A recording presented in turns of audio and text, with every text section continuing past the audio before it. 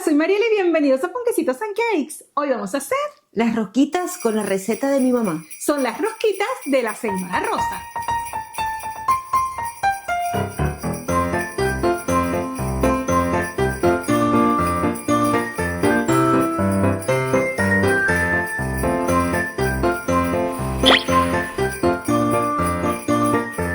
Hoy les traigo una receta muy especial. Y es que las rosquitas de la señora Rosa forman parte de lo que fue mi adolescencia, ya que Rosita y yo, que es mi invitada especial de hoy, somos amigas desde hace muchísimos años y compartí con ella muchísimas navidades.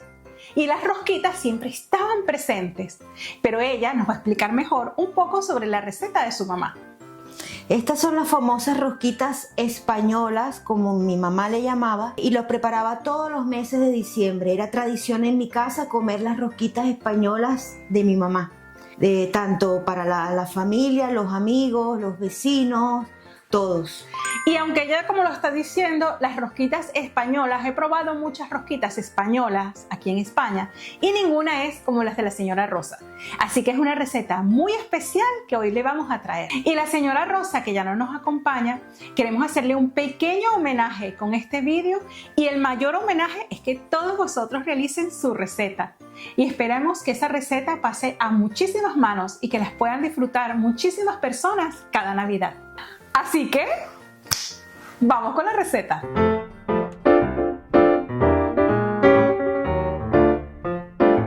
La cantidad de ingredientes, como siempre, la encuentras en el cuadro de descripción de este vídeo y también en el blog de Ponquecitos and Cakes. Ahí te dejo algunos detalles sobre cada uno de ellos. Recuerda que en las redes sociales estoy como Ponquecitos and Cakes y Rosa Touza. Así que darle mucho amor. Rosa, ¿esta receta la vamos a hacer a mano o en la batidora? En este caso lo vamos a hacer en la batidora, pero también se puede hacer a mano. Así que no hay impedimento si no tienes una batidora en casa para hacer las rosquitas. Comenzamos tamizando muy bien 1 kilogramo de harina de trigo. Esta harina de trigo que estamos usando tiene un 10% de proteína. Podrías utilizar un equivalente a una harina tipo todo uso. Es importante utilizar esto ya que dependerá la cantidad de harina que vamos a necesitar. Ahora incorporamos 16 gramos de polvo de hornear o levadura química y la tamizamos. Esto es el equivalente a un sobrecito de polvo de hornear. Removemos un poco y reservamos. Si usamos la batidora de pie, es súper importante utilizar la pala, ya que de esta forma no le introducimos aire a la mezcla. Colocamos en el bol de la batidora 4 huevos tamaño M o L. Recuerde siempre romperlos por separado para así comprobar su buen estado, antes de unirlo con los otros huevos.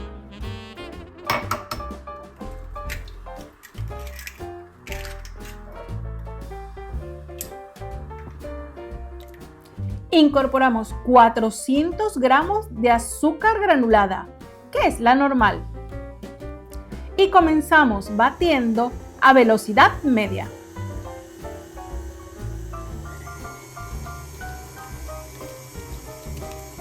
Y batimos Bastante hasta que se vea espumoso o blanquecino. Batir bastante, que se incorpore bien el azúcar con los huevos. y siempre a velocidad media.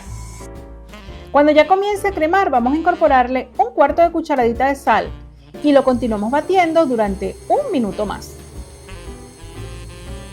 Ahora pasamos la batidora a baja velocidad e incorporamos 120 gramos de anís dulce, que es un licor. Es importante irlo incorporando en forma de hilo para que se integre muy bien a la mezcla.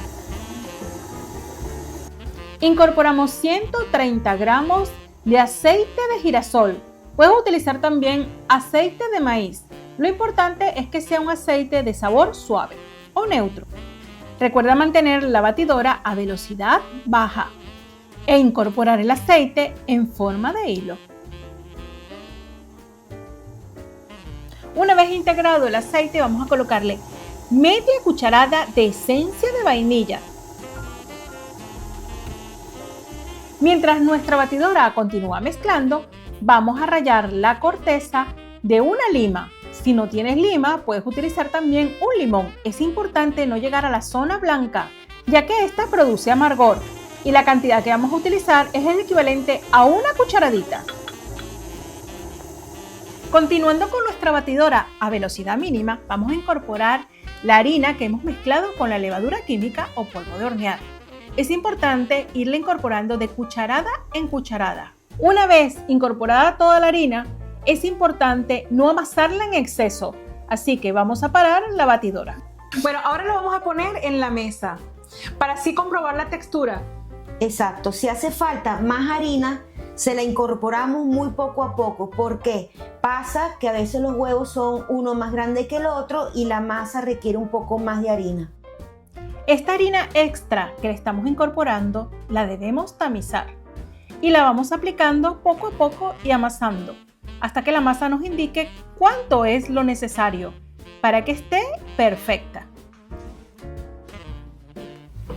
Recuerden que la cantidad de harina va a variar dependiendo del tipo de harina que usen y el tamaño de los huevos. Y cuando sientan que no se les pegan las manos. O sea que sí, ya casi está. Ya casi está.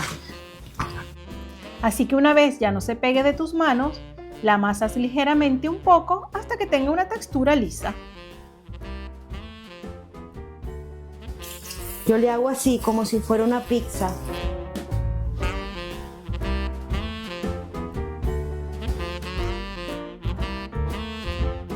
Y ahora lo vamos a dejar reposar 30 minutos. 30 minutos. ¿Cómo lo dejamos, así o le ponemos un bol? Le ponemos un bol o lo tapamos así.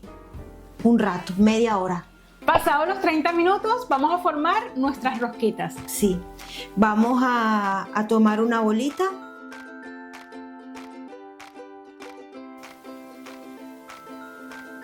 Una bolita así. Y le hacemos un huequito en el medio. ¿Y esto lo echamos a freír directamente o Sí. se pueden preparar todas y después freírse? Como quieran, las pueden preparar todas y freír o ir haciendo y friendo como les sea más cómodo. Como conozco las preguntas que van a venir, te voy a preguntar. ¿Y eso yo lo puedo adelantar y guardar y freír al siguiente día o no se puede? No, mejor hacerlo al momento. ¿Y si se me pega mucho de las manos? Un poquito de aceite en las manos, hacemos las bolitas y el huequito. Pero nos podemos ir mojando las manos con un poquito de aceite. Para que tus rosquillas queden todas iguales, podrías también pesarlas y son 30 gramos cada bolita. Otra forma de hacerlas es hacer un pequeño churrito, pero que no sea muy delgado. Unimos los dos extremos y apretamos ligeramente para que esta unión no se separe mientras se fríe la rosquita. En una olla grande, caldero o sartén, vamos a colocar 1 litro de aceite de girasol. Y una vez llegue a 180 grados centígrados ya podemos empezar a freír nuestras rosquitas. Al inicio se irán todas hacia el fondo y una vez comiencen a flotar las giras. Es importante controlar la temperatura en que tienes el fuego y evitar que esté muy alto, ya que no queremos que nuestras rosquillas se quemen. Súper importante estar pendiente porque se fríen súper rápido.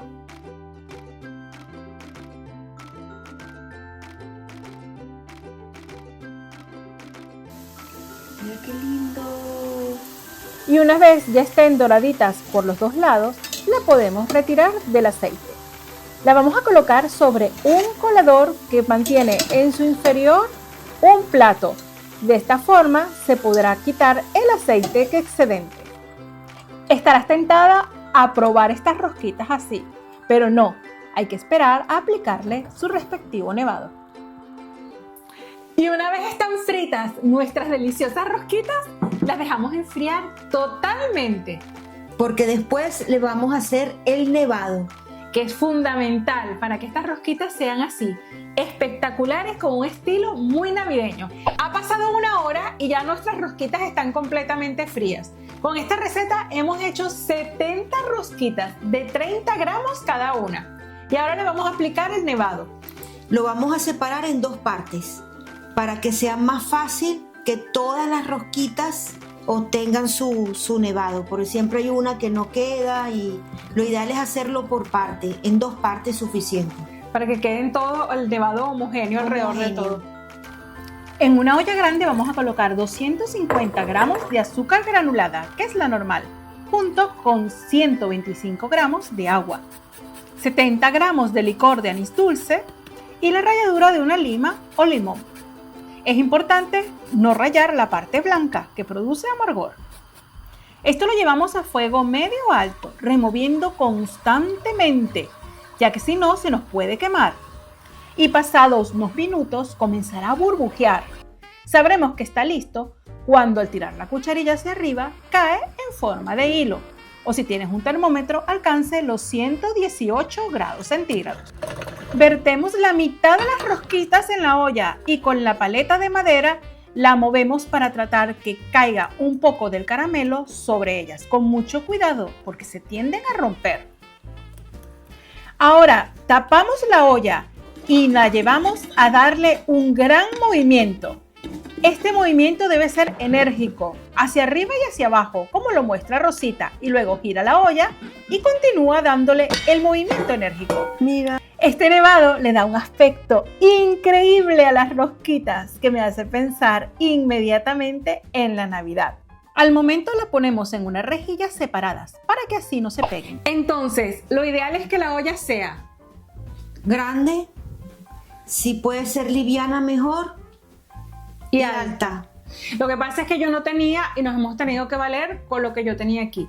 Pero si tienes una olla grande, alta y liviana, mejor. De esas que son de acero inoxidable, que esas que puedes hacerle así y sin ningún problema porque no pesan nada. Sí, hay que hacer así porque la fricción de una con otra hace que quede la rosquita solidificada. Son deliciosas, perfectas para regalar, para disfrutar. ¿Cómo hay que conservarlas?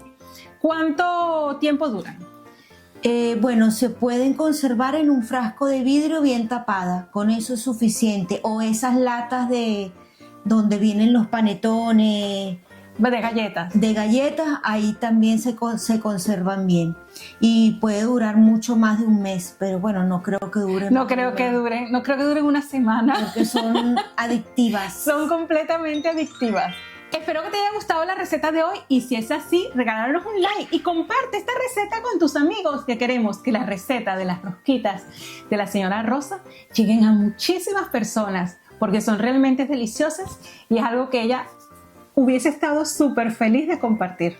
Así es. Nos vemos dentro de nada con otra bioreceta y recuerda hacer una foto de tus rosquitas y etiquetarnos en Instagram. Te estoy dejando los enlaces en el cuadro de descripción de este vídeo. Nos vemos dentro de nada con otra bioreceta.